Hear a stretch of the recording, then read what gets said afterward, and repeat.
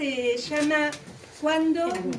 Cuando hacemos escuela, cuando como pregunta y cuando hacemos escuela como respuesta, porque nosotros sabemos que a las escuelas las hacemos los docentes.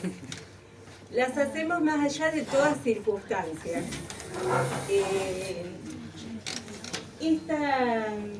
Hay quienes eligen pasar la educación por el cuerpo. Este libro habla de esa decisión, de vivir la escuela. Nos dice Marcela Isaías, quien prologó el libro. Sí. Nosotros decimos que este es un libro escrito a 6 manos, o sea, tiene un cuerpo donde indagamos la huella educativa. Nosotros tiene un cuerpo escrito a 6 manos y en principio eran 3 capítulos, uno de cada uno de nosotros, según la especialidad de cada uno.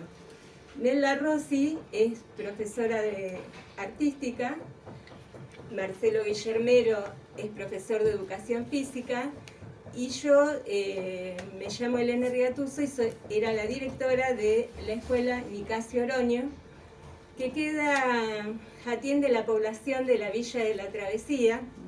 Es una escuela primaria. Y bueno, tuvimos el buen tino de conocernos trabajando allí.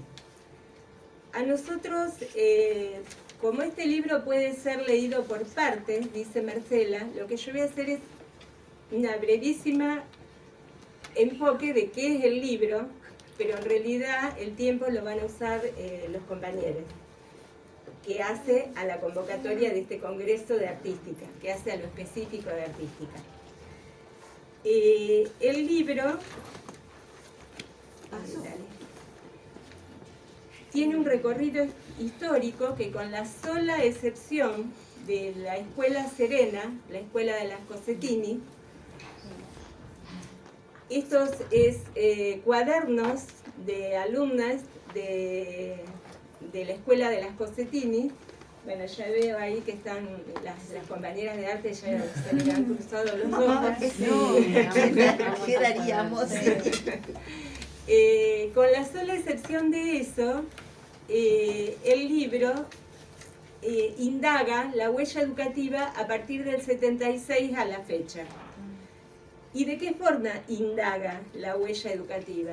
La indaga a partir de un análisis de las políticas educativas de acuerdo a las distintas épocas y el impacto en las aulas a partir de los testimonios de compañeros de 20 y pico de años a 70 y pico de años, que somos los que todavía de alguna manera estamos dando vueltas por el sistema educativo. La otra. Bueno, estos son algunos de los chiques de la Nicasio. Y allá hay una de nuestras maestras preferidas de la Nicasio, que nos reconoce a todos ellos. A nosotros nos preocupa que el 50 al 60% de los chicos en la Argentina viven en la pobreza. Algunos ni siquiera llegan a pobres, viven en la más absoluta marginalidad, y seguimos defendiendo la escuela como un territorio, una institución posible, de acuerdo a lo que hagamos o lo que podamos hacer, de reparación de esas desigualdades.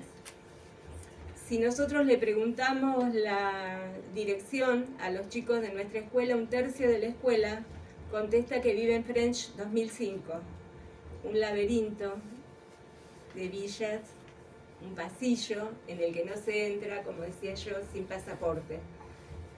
Yo era la dire, podía entrar, mientras fui la dire. Ahora ya no podría. Entonces, esto de cuándo, como pregunta, y cuando hacemos escuela, remite siempre a la misma pregunta que nos hacemos todos los educadores. ¿Para qué sirve la escuela? ¿Para qué sirve la escuela? Y a contramano de las peores condiciones, hay docentes que insistimos en trabajar la escuela de los contenidos, porque la ternura, a la que apelan algunos educadores, nos parece una condición básica y necesaria, y aquel que no ame a los niños los queremos fuera de las escuelas, lejos, y de nuestras vidas también. Pero la ternura sola no es suficiente para surcir esa brecha entre inclusión social e inclusión educativa. En un momento donde nos parece que el problema trágico que atraviesa la sociedad es esa devaluación del capital cultural, generación tras generación de desocupados. Adulto-niño es una relación despareja, en el que los adultos tenemos una responsabilidad especial. Marcelo escribe sobre el juego como derecho, la ternura como opción política y la pregunta como única receta del momento del pensar del hacer. Y Nelda señala que en el área plástica, la educación artística en la escuela sufre la desventaja de la mirada más desvalorizativa aún sobre los contenidos. Bueno, sobre ello van a hablar los compañeros. ¿Te dejo acá? Dale. Ella es Aurora. Nuestra Aurora. Vamos cambiando. Va. Bueno, ahí Elena planteó los tres ejes sobre lo que yo por ahí hago más hincapié en lo que me tocó y elegí escribir. Como decía Elena, la propuesta de lo que escribimos tiene un cuerpo central, que es más el recorrido histórico, político y bueno, las consecuencias que no solamente nosotros evaluamos, sino que están ahí a la vista desde una perspectiva específica. Y después, bueno, cuando pensamos qué compartir, la parte que me tocaba a mí era de cómo se armaba la trama y de qué tiene que hacer o qué puede aportar, digamos, un profe de educación física a un congreso de artística. Y en realidad a mí lo que más me interesaba y lo que me sigue interesando es el papel que tiene el juego en lo educativo, pero en la vida en general. Y bueno, es eso, la dimensión lúdica, desde lo que nosotros compartimos y particularmente desde lo que yo pienso, me parece que la única manera de asumir responsablemente esa relación de poder que se establece entre un adulto y un niño, sobre todo dentro de la escuela, es sin desmerecer esa dimensión lúdica que todos tenemos. Yo antes las escuchaba hablar a ustedes y pensaba eso, o sea, es estar jugando todo el tiempo, pero no un juego soso, no un juego cualquiera. Es una opción política, así como educar es una opción política, jugar también es una opción política. Y hay tres planos de incidencia que, como casi todo lo que se hace jugando, viste que está asociado a que se hace precisamente jugando, no tiene peso, no tiene costo, no tiene precio, precisamente porque no produce nada. Pero se pierden esos tres planos de incidencia que, digamos, yo lo planteo desde el juego, no lo planteo yo en realidad. Lo plantea gente que sabe mucho más que yo desde hace muchos años. Pero esos tres planos, por ahí tenerlos en cuenta y traerlos todo el tiempo. Plano social, plano cultural y plano político. Tiene una incidencia constante sobre eso. Esos tres planos, digamos, lo podés trasladar a cualquier actividad humana. Cuando les escuchaba a ustedes pensaba en eso, sobre todo en esa cuarentena tan dura, cómo laburaron tantas cosas. no me hubiera imaginado nunca que se hubiera podido hacer hecho todo eso a través de la pantalla, qué sé yo. A mí me tocó acompañar a mi hijo chiquito y era, viste, otra cosa totalmente diferente, la propuesta educativa.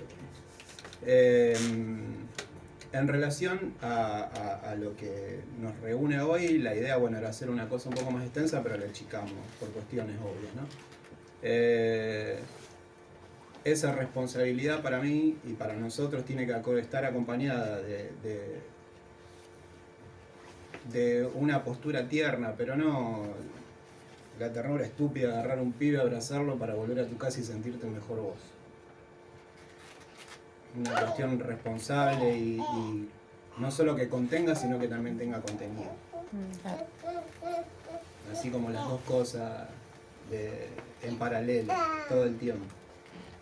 Y después, bueno, desarmar un poco sacar al juego del lugar de la herramienta, que no está mal, está buenísimo. Pero digamos, hay todo un componente que es lo fenomenológico, que nos atraviesa, que nos acompaña. Es más, hay gente que propone que nos volvemos, que la condición ontológica del ser humano es lo lúdico. Entonces eso es como para estar ahí, ponerlo sobre la mesa, poder discutirlo, aunque sea. Y bueno, eso, como que cuando pensamos el qué compartir, y a mí me tocaba ahí el medio, entre la apertura y lo que va ahora a compartir Nelda, me parece que la trama se arma jugando, pero no de cualquier manera. No es jugar a cualquier cosa y de cualquier manera. Se arma con un juego consciente, responsable y sobre todo en la conciencia de que estamos en un lugar de poder todo el tiempo. Y de las decisiones que nosotros tomemos depende mucho de lo que les va a pasar a esos pibes y esas pibas. Todo el tiempo. Muy bueno. Sí. Bueno, como Elena me presentó, soy profesora de educación artística, ya jubilada, pero sigo peleándola. Desde mi lugar la peleo. Hay algo que les voy a desarrollar brevemente, pero es la importancia que le doy, por supuesto, y que le damos un montón de personas, por supuesto, a lo que es la educación artística dentro de la escuela pública. Y voy a hacer referencia exclusivamente a la escuela pública, porque es la que me interesa, y lo que acontece dentro de ella, y lo que hemos vivido nosotros tres y tanto de ustedes también. Empecé pensando, a ver, la escuela como institución social cuenta con recursos humanos que son los adultos y los niños, maestros, docentes, alumnos. Y por el otro lado, los recursos pedagógicos, es decir, las diferentes áreas que se dan. No sé si les aclaré, pero me voy a referir concretamente a la escuela primaria, porque lo de ustedes tienen otras edades, los chicos. Entonces, las áreas y las materias. Dentro de ese gran recurso pedagógico existe la educación artística. Y fíjense, no hablo ni de dibujo, ni de artes visuales, no, quiero hablar de educación artística. ¿Por qué? Porque ya la contemporaneidad nos ha dado un montón de otras cosas. Y yo disfrutaba cuando escuchaba a ustedes que han incluido un montón de abordajes. Y eso es lo necesario en el área de artística. Ya no es dibujo. Dibujo me remite al lápiz, me remite a la tinta, a una virome. El dibujo tiene técnicas y materiales que son específicos. Si voy a las artes visuales, estamos hablando de escultura, pintura, arquitectura. Pero lo nuestro es mucho más amplio. El poder abordar la palabra, como dicen, el poder abordar la voz, la expresión corporal, el teatro, es parte de la educación hoy, como educación artística en las escuelas. y necesario. Por supuesto que la defiendo a muerte, ¿no? A la educación artística. Fíjense, profe, que con la profesora en formación docente están unidas esas tres áreas: lenguaje musical, plástico visual, El área y estético-expresiva. área estético-expresiva, unida, bueno, y Imposible corporal. separarlas. Claro, ya no es posible, si no lo reducís a una técnica. Exactamente, como dibujo. se reduce a una técnica. Entonces, la educación artística, ¿qué depende? ¿De qué depende, no? De un docente formado y especializado.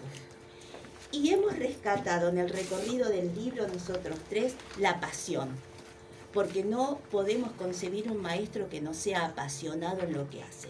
Y dentro de ese apasionamiento vamos a conquistar, en el buen sentido de la palabra, a nuestros alumnos. Los vamos a motivar, vamos a transmitirle nuestra pasión, porque si no estamos apasionados no vamos a lograr nada. Pero además de la pasión, no como pasión sola, necesitamos ser conocedores, ser especializados, tener a la historia del arte como único recurso, porque si no nos vamos por las ramas. Y ni hablar cuando escucho eso. Y hoy tuve dibujo libre, abuela, digo yo. Ya no existe eso, por favor. Entonces, la historia del arte es la que nos va a brindar el recorrido del hombre y sus manifestaciones artísticas, desde la prehistoria a la actualidad, con todos los recursos tecnológicos actuales. Entonces, no nos podemos desprender de eso. Y dentro de la historia del arte vamos a encontrar todos los contenidos de la currícula de educación artística. No hay nada nuevo bajo el sol. Entonces, educación artística, reivindicarla, y el docente que tiene que ser formado y muy conocedor. Y otra cosa que me pregunto, si es posible la educación artística en la escuela pública.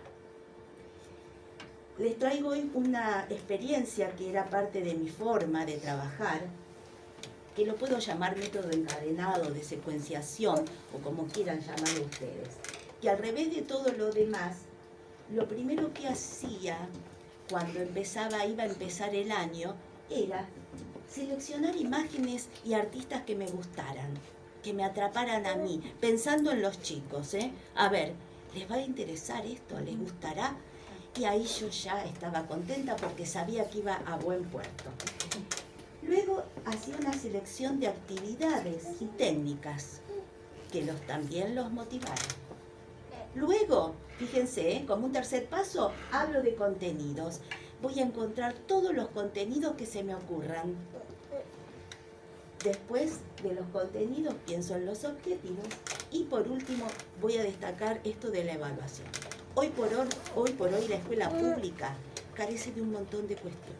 Por sobre todas las cosas carece de una sociedad como la que nosotros imaginamos. Entonces, no podemos ser tan ilusos de mandar a nuestros niños a que terminen el trabajo en casa. El trabajo en casa se pierde. El trabajo en casa, o esa hoja, mejor dicho, viene con ¡ay, me la meó el gato, señor! Bueno, sí, es lo normal. Me la rompió mi hermanita. La puse arriba de la heladera, si tengo heladera, y mi mamá me la tiró. O si no, también viene con la intervención de los padres. Bueno, eso ni hablar, ni hablar.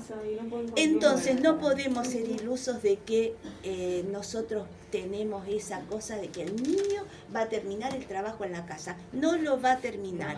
Nosotros como maestros tenemos que brindar todas las oportunidades que ese trabajo se empiece, evolucione y termine en clase. Por supuesto que eso requiere un trabajo arduo de tener las carpetas por curso, esperarlos cuando salen del recreo y vienen ya acomodaditos, o sea, de ir al baño o a tomar café con... No, olvídense. Entonces, vamos, les muestro. Elegí 3 autores, 3 artistas, Archimboldo, Leira y Ferrari, que no son ni siquiera contemporáneos. Podrían ser un poco contemporáneos Leira y Ferrari, pero Archimboldo es de 1500 y pico, o sea, lo que nosotros podríamos llamar finales del Renacimiento. Y de ahí me atraparon mucho estos artistas y de ahí empiezo a buscar qué actividades, qué contenidos quiero desarrollar y empiezo con esto. Como es principio de año, el autorretrato es fundamental, incluso mato 2 pájaros de un tiro porque me sirve como diagnóstico este primer retrato. Pero parece una obviedad, pero no todos tuvieron la oportunidad de observarse en el espejo. Y ojo, esto que yo propongo para el tercer ciclo y demás, lo puedo hacer con toda la escuela. Darle un espejo y ponerlos en una condición diferente, ya eso, y le hablo de la línea, cómo la recorre, observarnos. Bueno, y ya verán que en un 7º grado todas estas cuestiones tienen una impronta de niños maduros, porque están abocándose a buscar un autorretrato lo más analítico posible, lo más parecido posible. Se descubren lunares, se descubren el cabello, más allá de que se haga todos los días. Pero en ese momento era la propuesta. Y fíjense cómo algunos ya descubren luces y sombras. Bien, luego de este autorretrato con espejo, les muestro Archimboldo. Archimboldo tiene, fíjense que es del 1530 y para la época muy, muy especial, hasta podríamos decir con cierto surrealismo. Tiene el verano, la primavera, el otoño y el invierno. Yo le llevé reproducciones de gran tamaño y charlábamos incluso hasta de botánica, chicos, porque las frutas, las hortalizas, las flores, o sea, había un montón de cosas para charlar. Entonces, ¿qué les propongo después? Que a partir del autorretrato, cada uno tenía el suyo, con ese autorretrato al lado, ellos tenían que hacer la traducción en collage, utilizando lo que nosotros podríamos llamar un fotocollage. Es decir, el choclo aparece como nariz, ¿no es cierto? Hay un alfajor como boca, fíjense las pepas estas en los ojos, o sea, eso también es trabajo del docente. Porque yo no le tiré las revistas sobre la mesa. Tuve la precaución de llevar pilas de recortes a sabiendas de que les iban a servir a los chicos, porque tampoco puedo esperar que traigan revistas para hacer el fotocollage. Elena habló de los niños que nosotros teníamos, y como en la mayoría de las escuelas públicas. Entonces, esto es apasionante. ¿Y por qué llamo encadenado? Porque si no terminaron el autorretrato con espejo, no pueden hacer esto. Porque lo necesitan, porque están haciendo su traducción, llamémosle, a cierto surrealismo. Con el autorretrato que hicimos, el fotocollage, nos vamos a otra. A partir de ese collage rescatan planos y líneas. O sea, hay una segunda traducción. Fíjense la cantidad de contenidos que podemos recortar y poner acá. Desde lo que es el trabajo de línea sensible, línea acentuada, planos de color. Y hay una gran diferencia entre los primeros retratos hechos con el espejo, donde se miran y se divierten también. Ahí tenemos un dibujo analítico naturalista. En este caso ya no lo es. No es analítico, no es naturalista, no es mimético y además el color no es descriptivo. Es decir, que el color para ponerlo tienen total libertad. Del trabajo anterior vamos a rescatar planos. Planos, es decir, la bidimensión. Fíjense cómo aparecen los recortes de los planos en las superficies. Y díganme cuando queremos hacer algo creativo, fíjense cómo llegamos, en cualquiera de los casos, a un retrato totalmente personalizado, subjetivo, con colores que no son descriptivos y que podemos hablar acá de color simbólico. Y de los planos anteriores, tercer ciclo, gusta muchísimo de lo que es los chicos más grandes, lo que es el diseño, los nombres, las letras, verán que las ponen por todos lados. Entonces, a partir de estos planos, ellos debían colocar planos de color y las letras y los nombres de su familia, de sus hermanos, de sus amores, de lo que quisiera, de sus amigos. Y los resultados, déjenme decirlo, son hermosos. Muy lindos. Ay, yo quiero sacarle fotos. Sí, yo también. A la secuencia. Bueno, después será. Sí.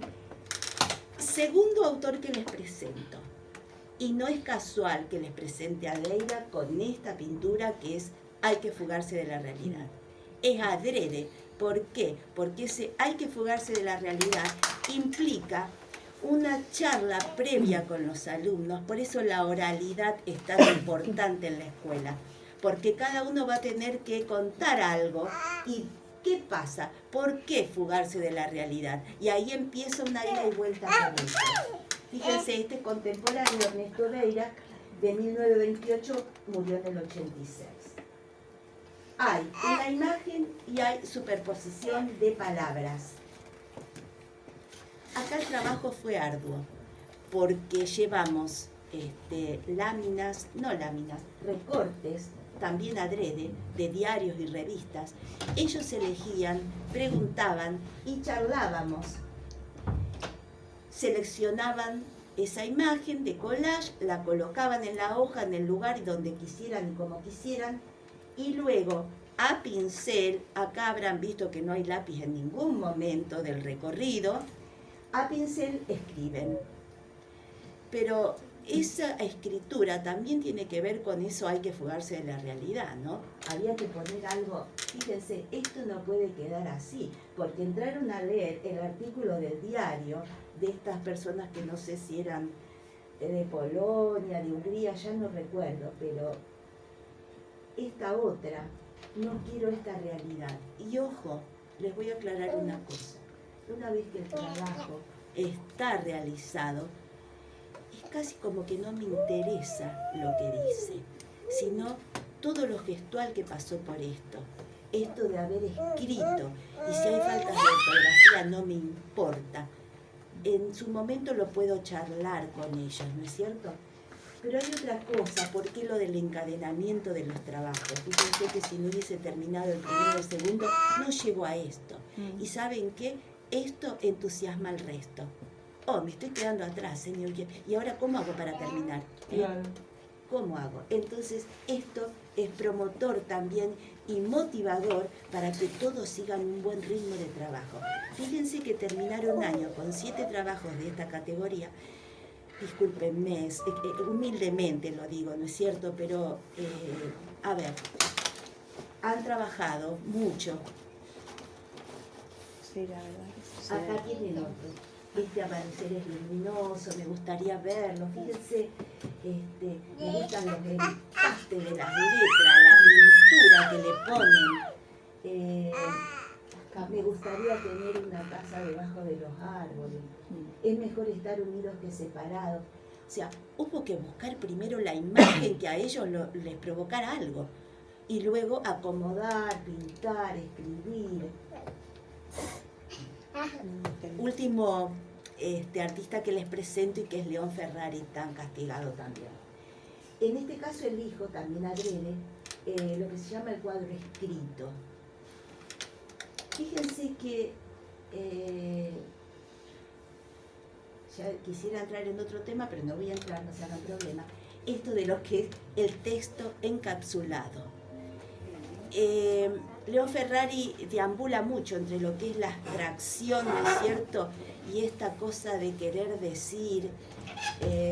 Pero bueno, acá estamos tirando por la borda lo que es la escritura, la forma de escribir, nuestro sentido de izquierda a derecha, de arriba hacia abajo.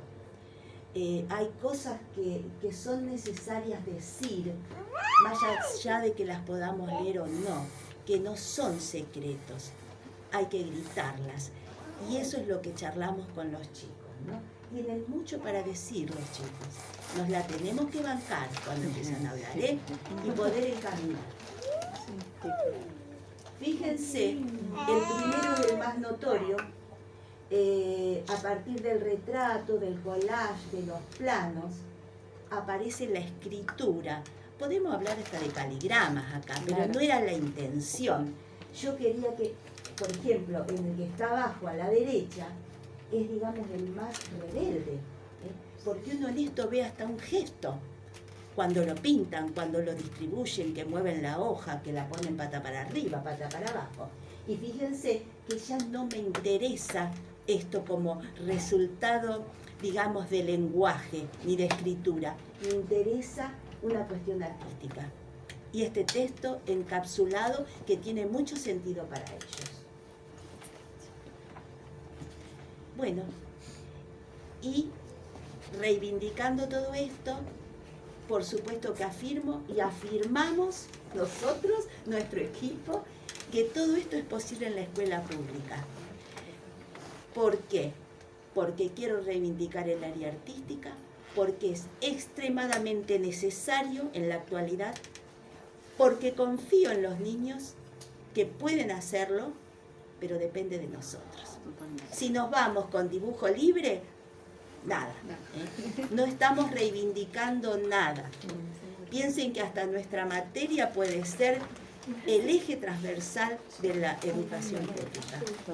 Nada más.